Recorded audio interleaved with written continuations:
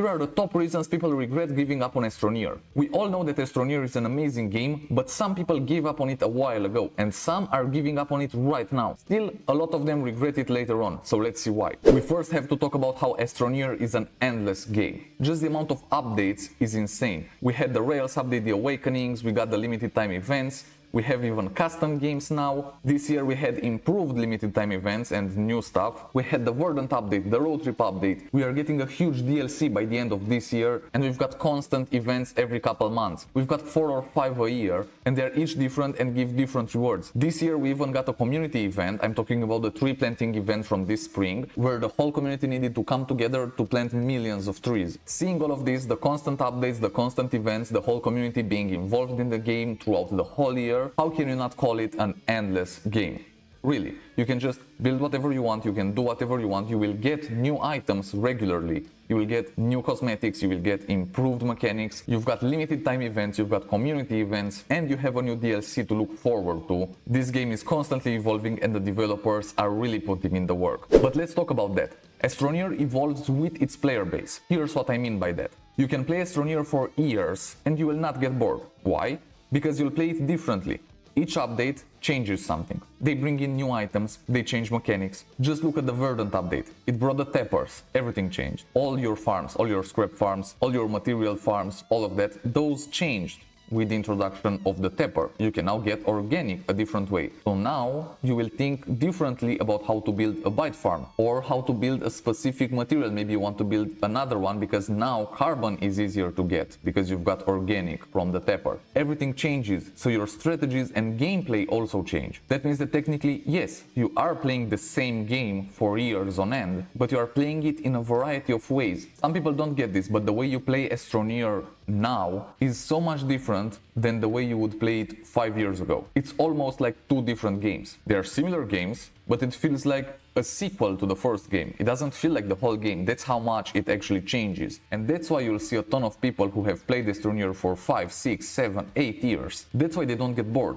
because of all the updates and the way the game evolves with its player base. Talking about updates, we need to mention Astroneer's custom games. This was a really big addition last summer, and it's a thing people have been asking for quite a while, and I'm glad to see the developers actually listened and put this into the game. If you don't know, custom games allows you to customize your game to your own liking. You can tweak planets, you can make a biome appear more often, you can make things more extreme, you can have more hazards, less hazards, you can have oxygen not run out as fast, you can have it run out even faster, you can make power easier or make it harder. You can even limit yourself. If you want to, you can have a world where you are not allowed to craft any vehicles, so you can only use whatever you find, like the gravity globes, or you will just run around on foot. You can limit yourself by selecting no power items. This means you cannot craft any power items, you will need to just find them out in the wild. That's a vastly different gameplay style. Now, with the custom games, you can just endlessly play the game. You can even go in hardcore mode or set your own hardcore, and you can limit the amount of response that you get. That will make you play more cautiously. Or maybe you just want to build more, but you don't want creative mode.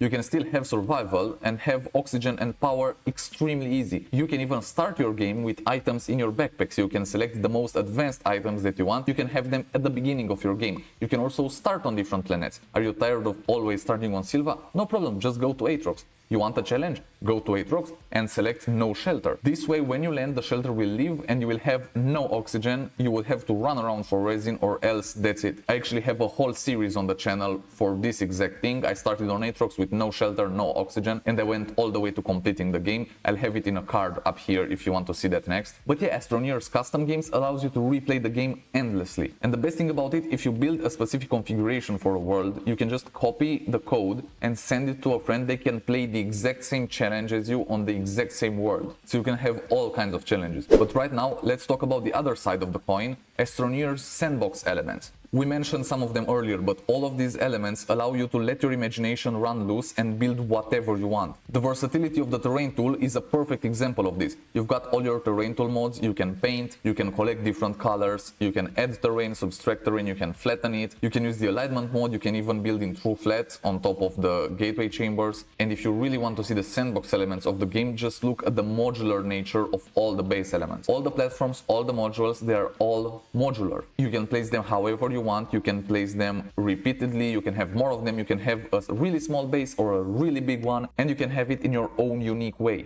Now I know some people say all bases in Astroneer look the same because all the modules look the same, but I would beg to differ. Have you ever loaded in a friend's save and you go in their base and nothing makes sense to you? You don't know where to find resources, you don't understand why they have their chemistry lab right over there, because in your base you felt like it was much more obvious to place it next to the atmospheric condenser or whatever. You can actually make this unique. And if you're tired of just building your base out in a field somewhere, you can have levels to it if you want to. I did this on top of a gateway chamber with just 2 levels, but I loved it. It was amazing. I had a part of the base on the inside with lights and then another part on the roof of that. You can build some really amazing bases, and yes, they have the same modules because it's all modular, but that's what allows for more creativity. If you just have different colored printers or something, that wouldn't really be creative. You actually need to put in your imagination and build your own uniqueness with these modular things. This also makes it so that when you start a new Astroneer save, you know how everything works. So when you build a base, you can build it similar to an old one that you had in another save,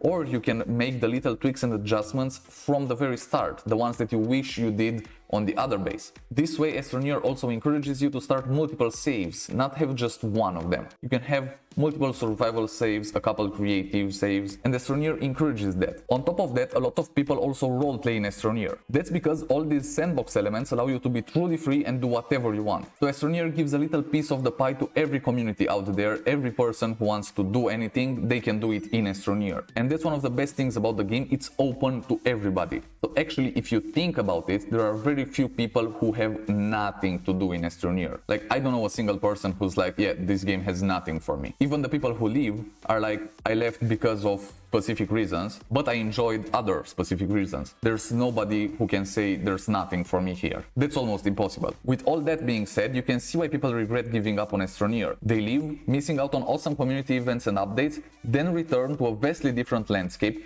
without any understanding of how the game changed into something else in the meantime. If you enjoyed this video and are excited to play Astroneer, make sure to take a look at my Aatrox series playlist, where I start on Aatrox with no shelter and no oxygen, and I go all the way to completing the game. So click on that and I'll see you there. Cheers, Astroneers!